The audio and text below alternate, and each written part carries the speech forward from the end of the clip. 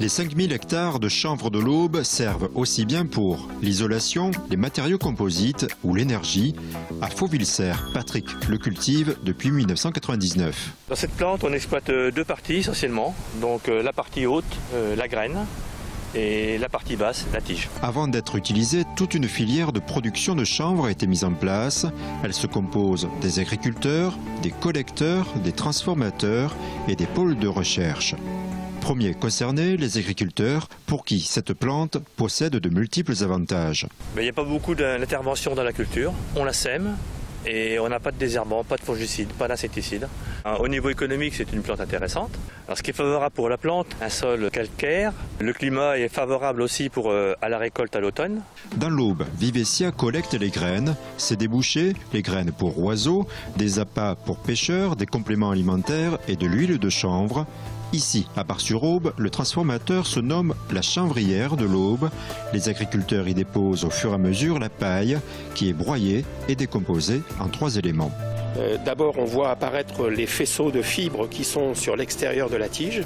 Et puis la partie chènevotte, qui elle est la moelle du chanvre. Donc l'intérieur, c'est elle qui véhiculait la sève lorsque le chanvre était vert et qui en fait une particule très absorbante et à la fois isolante.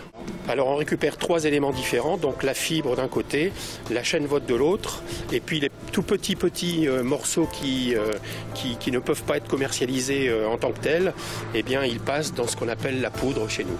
L'atelier numéro 2 se charge d'affiner le traitement des fibres. On sait que pour la plasturgie, par exemple, il va falloir des fibres très courtes, de l'ordre de 2 à 3 mm. Pour le secteur automobile, on va aller de 60 à 100 mm, par exemple. Cet atelier permet de nous adapter à la demande de ces clients-là. L'atelier numéro 3 permet, quant à lui, d'empaqueter la chènevotte. Pour les litières pour les animaux, par exemple, des petites balles de 1,5 kg, 3 kg, 7 kg, 10 kg. Pour les jardineries animaleries, c'est le chanvre que vous trouvez dans les animaleries pour les petits cobayes, les cochons d'Inde et autres lapins. Enfin, la poussière, dite la poudre, est transformée en briquettes. Qui serviront de biomasse énergie à nos clients, soit pour la brûler, soit pour la méthaniser.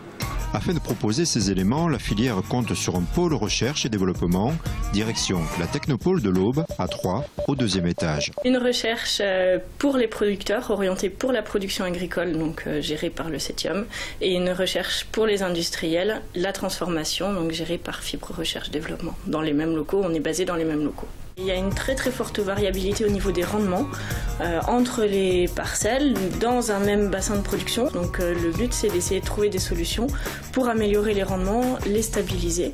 Parce qu'il y a une usine à approvisionner. Si on part sur une surface et où il y a des chutes de rendement, mais là forcément ça pose des soucis. Depuis l'Aube, le CETIUM pilote 12 agents partout en France. Chaque année, l'ensemble de la filière se réunit afin d'améliorer le cycle de production.